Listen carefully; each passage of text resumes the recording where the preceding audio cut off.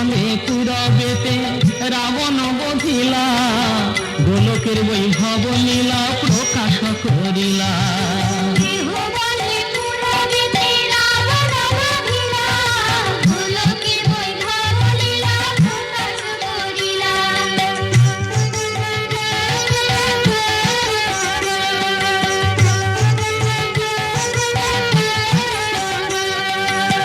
রাধার ভাবেতে এবে গোরায় অবতার, হরে কৃষ্ণ নাম গৌর করিল প্রচার।